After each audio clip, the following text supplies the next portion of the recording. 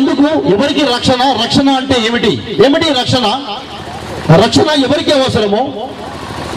లోకానికి ఎందుకు రక్షణ కావాలి?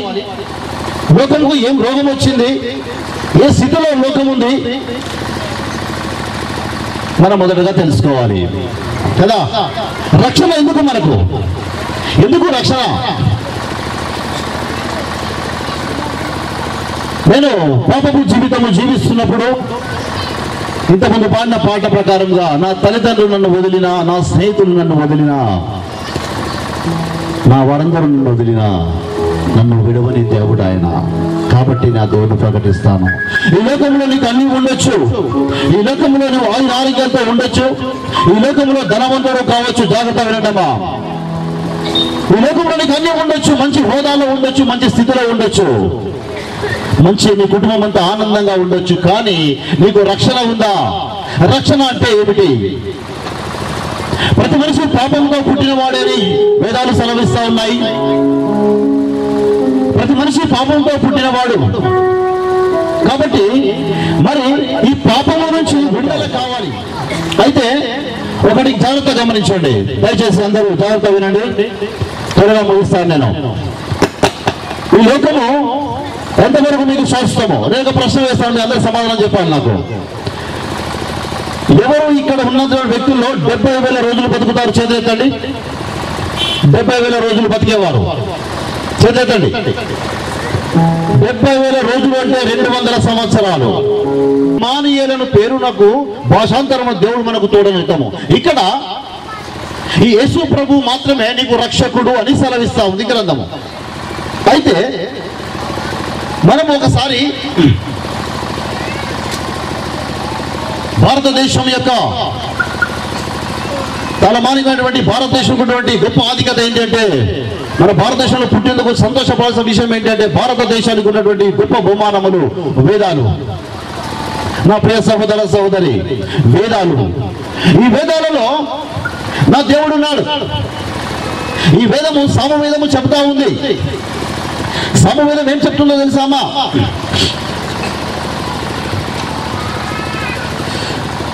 సమవేదంలో ఒక శ్లోకం ఉంది, నువ్వే గొప్పారా మహాగోద దినం కుర్యంతి హవ్యాయాన్ పర్యతాసీన్. అనగా అవతరించబోవాడు కన్యక గర్భమందు పశువుల పాకలో జన్మించును. ఇది ఎక్కడుంది? సామవేదం ఎవరిది? ఎక్కడిది? మన భారతదేశముది. ఒక మతం గురించి నేను మాట్లాడడం లేదు, ఒక మతాన్ని మార్చడం నా ఉద్దేశం కాదు. మతము మతికి సంబంధించినది, ఇదొక మార్గం మాత్రమే. ఈ మార్గంలో అనేక మర్మములు ఉన్నాయి. సమవేదం సెలవిస్తా ఉంది, ఇదిగో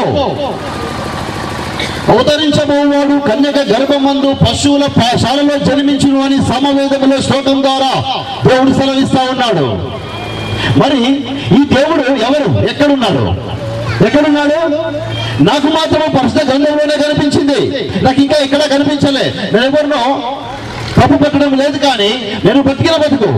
మొదటిగా నేను ఈ లోకంలో భయంకరమైన జీవితం జీవించి అనేక సార్లు చెప్పాను. మేము 8th క్లాస్ 9th క్లాస్ నుంచి నక్సలైట్తో సంబంధాలు కలిగి ఇంటర్మీడియట్ వరకు పాల్గొని, ఆ తర్వాత బీజేపీలో జాయిన్ అయ్యి భారతీయ జనతా పార్టీలో పాల్గొన్న మండల ప్రెసిడెంట్గా అనేకటువంటి కేసులు నా మీద ఉన్నప్పుడు జీవితం జీవించాను. నేను ఈరోజు మీ ముందు ఉన్నానంటే ఈ రక్షకుడే నాకు కారణము. హల్లెలూయా, హల్లెలూయా. ఒక దినము స్వరము నాతో మాట్లాడింది, ఓ కుమారుడా నీ బ్రతికిది కాదు అని. ఆ తపనతో మాత్రమే నేను ప్రకటిస్తాను, కానీ నాకు డబ్బులు ఎక్కువయో, నాకు డబ్బులు ఎక్కడి నుంచో వచ్చి కాదు. ఇదిగో సర్వపాప పరిహారం రక్తపోషం తరక్తం పరమాత్మైన పుణ్యదాన బలియాగము. ప్రతి మనిషి పుట్టకతోనే పాపి. ఆ పాపము కడగబడాలి, వాడు కడగబడి పరిశుద్ధులుగా మార్చబడాలి. పరిశుద్ధంగా మార్చబడి లోకము నుంచి వెళ్ళిన తర్వాత వాడు పరలోక రాజ్యంలో ఉండాలి అంటే రక్తం అవసరమై ఉన్నది. ఆ రక్తం ఎవరు చెల్లించాలి అంటే పరిశుద్ధమైన దేవుడే ఉండాలి. హల్లెలూయా, హల్లెలూయా. ఏ దేవుడు నీ కొరకు నా కొరకు రక్తాన్ని చిందించాడు ఈ లోకములో. ఈ లోకములో నాకు కనిపించిన దేవుడు ఒక్కడే, యేసు ప్రభు మాత్రమే. నా ప్రియ సహోదర సహోదరి, నేను త్వరగా ముగించబోతున్నాను. నా ఉద్దేశము ఎందుకు అనేక మార్లు చెప్తానంటే, ఎందుకు శ్రీనివాసాచార్య వ్యక్తికి శిలువను కూర్చిన వార్త అనుసరించిన వారికి వెరితనం కానీ రక్షింపబడుతున్న మనకు దేవుని శక్తి.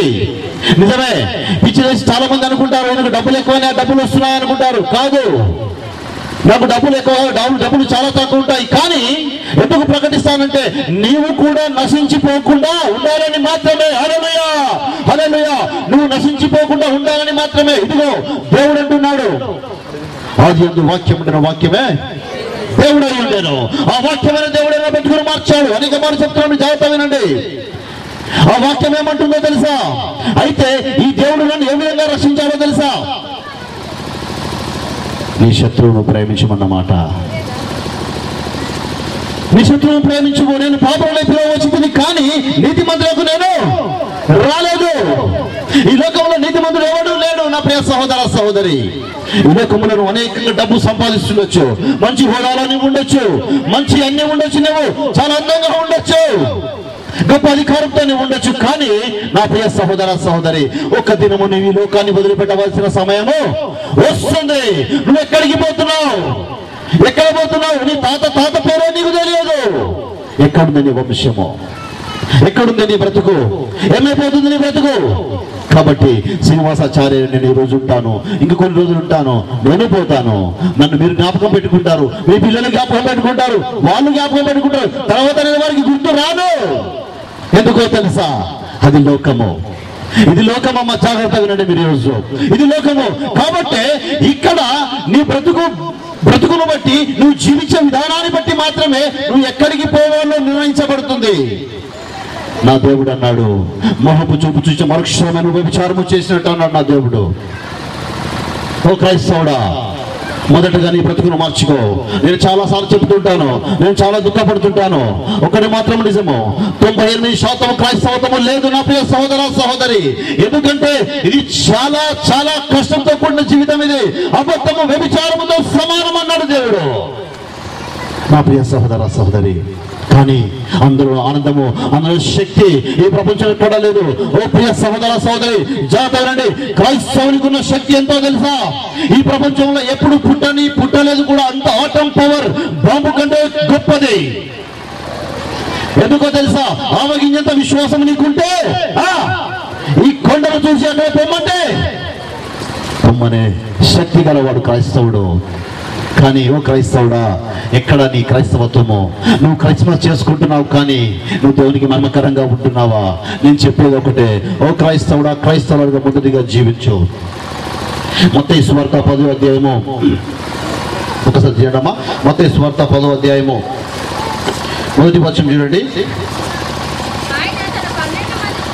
ఆయన తన 12 మంది శిష్యులను పిలిచి అపవిత్రాత్మను వెళ్ళగొట్టుటకు, ప్రతి విధమైన రోగమును, ప్రతి విధమైన వ్యాధిని స్వస్థపరచుటకును వారికి అధికారం ఇచ్చాను. ఒక నిమిషం ఆగమ్మా, జాగ్రత్త వినండి. యేసు ప్రభుల వారి లోకములో మానవతారిగా నీ కొరకు నా కొరకు శిలువపై మరణించడానికి వచ్చిన దేవుడు 12 మంది శిష్యులను ఏర్పాటు చేసుకొని వారికి అధికారం ఇచ్చి అపవిత్రాత్మ, దురాత్మలు, దయ్యములను, రోగములను వెళ్ళగొట్టి అధికారం ఇచ్చిన తర్వాత ఇక్కడ 5వ వచనం చదవమ్మా.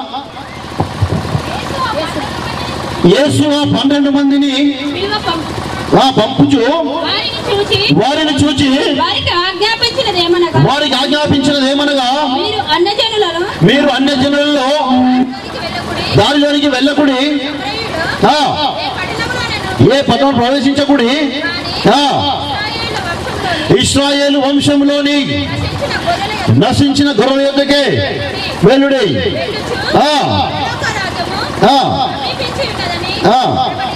అమ్మా చాలు నా ప్రియ సహోదర సహోదరి. ఇక్కడ యేసు ప్రభుల వారు, నేను త్వరగా ముగిస్తున్నాను, యేసు ప్రభుల వారు ఈ మానవావతారిగా నీ పాపములకు నా పాపములకు మరణించడానికి లోకావతారిగా వచ్చిన తర్వాత ఆయన తన 12 మంది శిష్యులను ఏర్పాటు చేసుకొని వారి అభిషేకమును కుమ్మరించి వారికి సర్వాధికారములను ఇచ్చి ఎవరి దగ్గరికి పొమ్మన్నాడు? అన్యజనుల మధ్యకి వెళ్ళవద్దన్నాడు. అన్యజనులు ఎవరు? యేసు ప్రభువును తెలియని వారే అన్యజనుడు.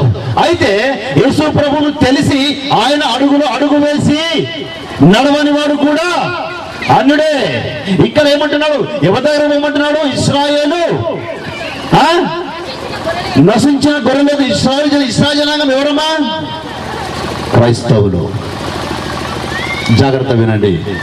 ఈరోజు నువ్వు క్రైస్తవురాలివే, కానీ దేవుడు ఏమన్నాడో తెలుసా? మొదటనే వారి శిష్యులతో చెబుతున్నాడు, మీరు అన్యజనుల దగ్గర పోకండి, మొదటగా నశించిన నా ఇశ్రాయేలు జనాంగమే.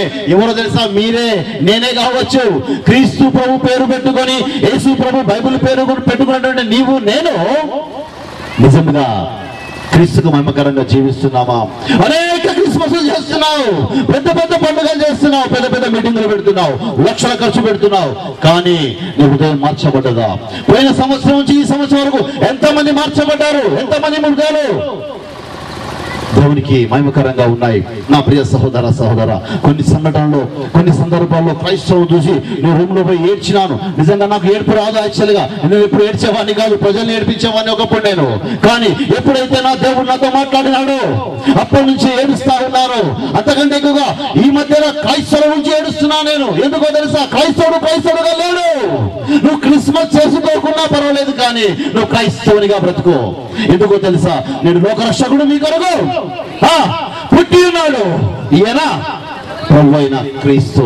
నా ప్రియ సహోదర, నేను త్వరగా ముగిస్తున్నాను. అయితే ఈ ప్రభువుని ఎందుకు ప్రేమించాలి అంటే, సర్వపాప పరిహారం, రక్త భూక్షము రక్తం పరమాత్మ పుణ్యదాన బలియాగము. ఈ బలియాగము చేసిన దేవుడు ఎవరు? యేసు క్రీస్తు ప్రభుల వారే. యేసు ప్రభువును మాత్రము తప్ప నువ్వెవరిని ప్రేమించినా ఈ లోకములో బ్రతికంత కాలం సంతోషంగా ఉంటావు. కానీ ఈ లోకాన్ని నువ్వు వదిలిన తర్వాత నీ స్థితి ఏంటి? నీ పరిస్థితి ఏంటి? నా ప్రియ సహోదరి, నేను మళ్ళీ ఒకసారి నా రెండులో, కానీ ఈ లోకరీతిగా కాదు, కానీ ఆత్మీయంగా నేను బతికాను బైబిల్ ద్వారానే. ఈ బైబిల్ నేను బతికించింది కాబట్టి ఈ బైబిల్ మాత్రమే నేను ప్రకటించాలని నిర్ణయించుకున్నాను. ఇందులో నేను ఏమైనా పర్వాలేదు, ఎంతమంది దూషించినా, ఎంతమంది హేళన చేసినా పర్వాలేదు, కానీ మేమేం ఆయన కొరికే జీవిస్తాం. ఎందుకంటే తెలుసా? ఈ లోకం అశాస్త్రమైంది కాబట్టి బ్రతిక కాలం వెనుకొంది 10:31 ప్రకారము మీరు భోజనం చేసినట్టు, పానము చేసినట్టు, మీరు ఏమి చేసిన సమస్తమును దేవుని మహిమ కొరకు చేయండి. అమ్మా, నా ప్రియ సహోదరి, ఈరోజు చాలా మంది అనుకుంటారు ఈ జ్ఞానమును, ఈ అద్భుతములను ఇతనికి ఎక్కడి నుండి వచ్చినవే? ఇతని వడ్లవాడి కుమారుడు కాడా? ఎవరి కుమారుడే? ఎవరి కుమారుడు? హల్లెలూయా! ఇతని తల్లి పేరు మరియ కాదా?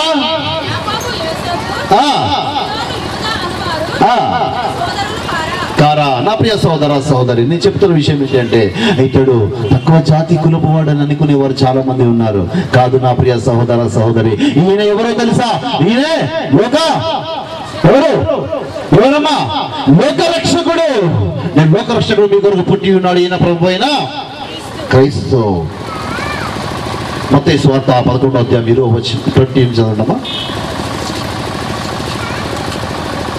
ప్రయాసపడి భారం మోసుకొనుచున్న సమస్త జనులారా, నా యొద్దకు రండి, నేను మీకు విశ్రాంతి కలుగజేతును.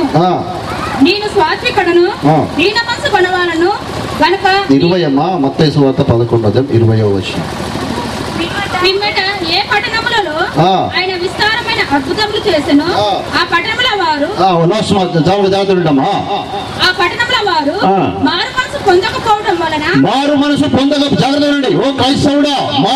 పొందకపోవడం వలన ఆయన వారి లిట్లు గద్దింపసాగను. అయ్యో అయ్యో కొరాజీనా, అయ్యో అద్భుతం కాదు, అద్భుతమేనా? ఒక మంచి ఉద్యోగం రాగానే అద్భుతమేనా? చెప్పండి, అద్భుతమేనా? అద్భుతము కాదు. నువ్వు లోకములో రాత్రి పడుకొని పొద్దుట లేవడమే అద్భుతం. హల్లెలూయా, హల్లెలూయా. అటువంటి దేవుని కలిగిన నీవు, అంత అద్భుతమును చూస్తున్నటువంటి నీవు, ప్రతి దినమును, ప్రతి సంవత్సరమును నువ్వు అనుభవిస్తూ ఈ లోకములో ఆ సంతోషం గడుపుతున్న నీవు మారు మనసు పొందావా? ఓ క్రైస్తవుడా, దేవుడు మారు మనసు పొందావా? ఈరోజు నిన్ను అడుగుతున్నాడు. ఇక నేను రెండే మాట చెప్పి ముగిస్తున్నానమ్మా. కాబట్టి నా ప్రియ సహోదరి, జాగ్రత్త వినండి. నువ్వు ఎవరివైనా కావచ్చు, ఎక్కడి నుంచి రావచ్చు. నేను ప్రకటిస్తున్న దేవుడు, వేదాలలో ఉపనిషత్తులు ఉన్న దేవుడు, నేను ప్రకటిస్తున్న దేవుడు, నా బ్రతుకును మార్చిన దేవుడు, నేను ప్రకటిస్తున్న దేవుడు, నా కుటుంబాన్ని కట్టిన దేవుడు. ఆ దేవుని రోజు మీకు ప్రకటిస్తున్నాను. ఈ క్రిస్మస్ స్పెషల్ ప్రార్థన కూటమిలో మీరు కూడా నా దేవునితో మాట్లాడాలి, మీరు కూడా నా దేవుని తెలుసుకోవాలి, నిజ క్రైస్తవ జీవితం జీవించాలని మాత్రమే కోరుకుంటున్నాను. ఇదిగో మీలో మారమనసు లోకములో అన్నీ ఉన్నాను ప్రభువా, అన్నీ ఉన్నాను ప్రభువా, నాకు రక్షణ లేదేమో ప్రభువా, ఈ లోకములో నాకు అన్ని ఉన్నాను, రక్షణ లేదేమో ప్రభువా, ఆ రక్షణకు ఆటంకకరంగా ఏది ఆటంకకరంగా ఉందో ప్రభువా నాకు సహాయం చేయి ప్రభువా, నాకు సహాయం చేయి ప్రభు అని అందరూ హృదయాలు తెరిచి కళ్ళు మూసుకుని దేవుని అడుగుతూ ఉండండి. ఇదిగో thank you holy spirit, thank you మెటర్ మాస్టర్ రబా షకా బాబా బాబా, ఓ థ్యాంక్ యూ జీసస్. అందరూ మా కళ్ళు మూసుకొని దేవుని ప్రార్థిస్తూ ఉండండి. ఇదిగో రక్షణ భాగ్యములను పొందకుండా ఇదిగో దేవుడు నీకు దరిదాపులో రాకుండా ఆయన విధుడంగా నువ్వు పరిగెత్తుతున్నావేమో. ఇదిగో నా ప్రియ సహోదర సహోదరి, ఒకసారి దేవుని ప్రార్థించండి, హృదయాన్ని తెరిచి ప్రార్థించండి. నాకు మొరపెట్టును, నేను నీకు ఉత్తరం ఇచ్చదను, నీవు గ్రహింపలేని గొప్ప సంగతులను క్రూరమైన సంగతి తెలియజేసని చెప్పిన దేవుడు ఇదిగో మన మధ్య సంచరిస్తూ ఉన్నాడు.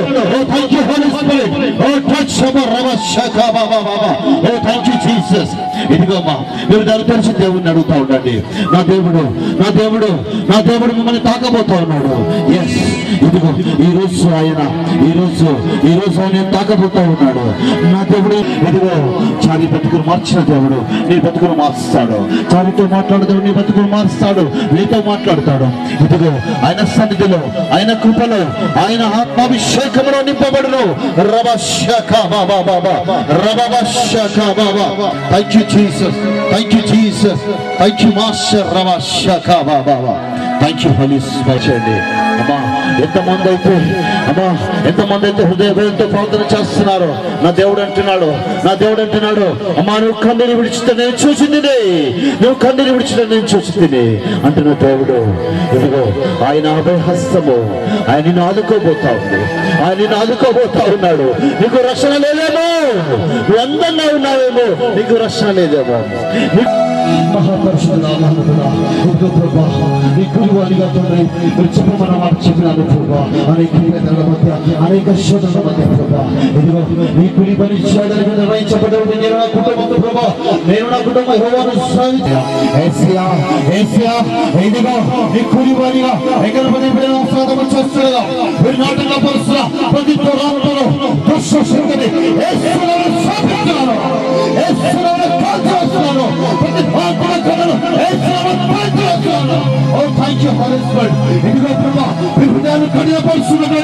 ప్రతి చీకటి